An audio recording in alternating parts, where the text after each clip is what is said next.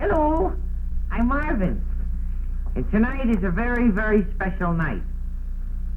And I would just like to tell you that if during the past 2 years you've wanted to see what Dear looks like, I promise you tonight is the night.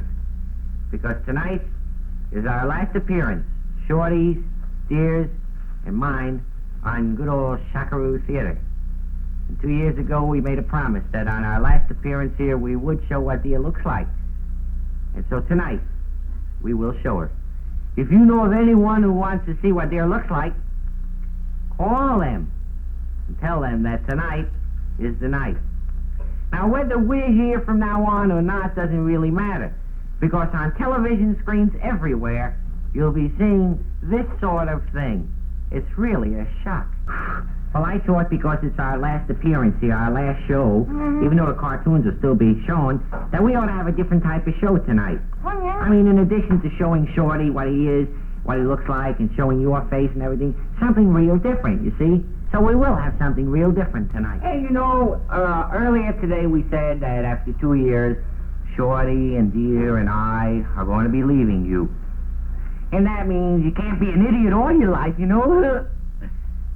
So we thought that this is a good time to forget about Marvin and really kill Marvin off.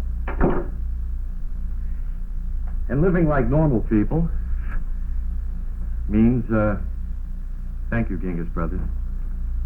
Thank yous are a hard thing to say. There's so many people you have to thank.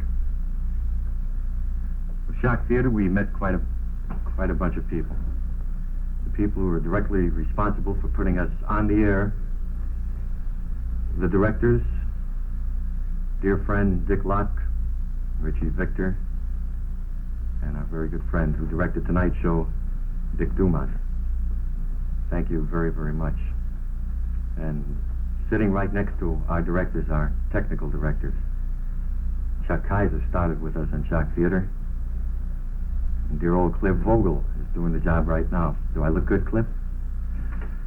Jim Doherty is the man who permits you to hear me and everything else that happens here. And thank you, Jim, our audio man. Thank you to all the stagehands who have worked with us. I think without the stagehands, many of our effects could not have come across. Thank you, stagehands. And thanks, of course, to all the brass at WBKB. And that's Mr. Vieracker, Red Quinlan, Dan Shuffman, everyone else responsible. I would like to also thank... These are names to you, I know, but they're very important to me. Names like Carl Carlton, my associate writer. Thank you, Carl, for your many ideas and wonderful gimmicks you've come up with. And to the gunshots and strange sounds you heard belong to the sound effects men, like Roger Jensen. None better in the business. And our floor men, too, who've been wild enough trying to count the seconds as they tick by to cue us so we get on time and get off on time. And forgotten people like the Deadbeats who are no longer with us.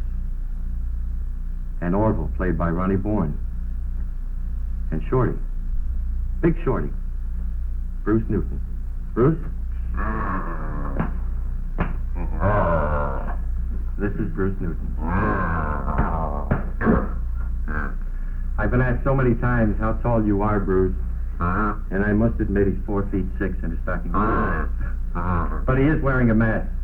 And may I take that mask off for you? Will you try? Take it off. Yeah, take the mask off.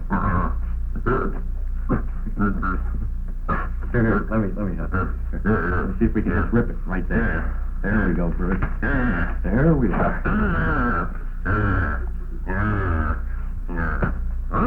Goodbye, Bruce. Bye, Shorty.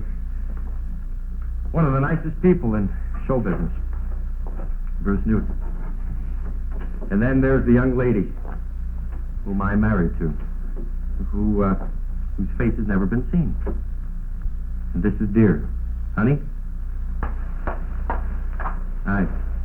Hello, darling Marvin. It's been fun the past 2 years, hasn't it? I tell you, it's one of them. Honey, the mask is off. The mask is off. The mask is off. I can talk at last. That's right. You know, I've been talking the other way for so long, I'm beginning to like it. It's worse. I was beginning to understand it. Well, doesn't everyone? How's it feel now that the mask is off, so? At last I can breathe. And besides that, I was getting a complex every time I passed a mirror. I was frightened. You must be kidding. No, you know the feeling every time you get up in the morning and shave. Listen, Joker, I do that for a very different reason. I know, you have the razor in your hand, you're tempted. Well, listen, maybe as Marvin I was tempted, but I'm not very tempted right now. Listen, as Marvin, you know what he did to his life and everything. Now we can live as Mr. and Mrs. Terry Bennett. No more Marvin. I'd rather go back to Marvin and Dear. Listen, Marvin treated his wife terribly. Cut your fingers off, cut your throat. Those were the good old days. That's right. I got paid for doing what most men think about. Well, I tell you, did you think I was funny the past couple of years? You think people laughed at me? Yes, I think people laughed at you, but no, I did not think you were funny. I wish you wrote this material when we were on shock. I did. We'd also like to say that we can live like normal people now. Sit home Friday nights and watch the shock movies on TV.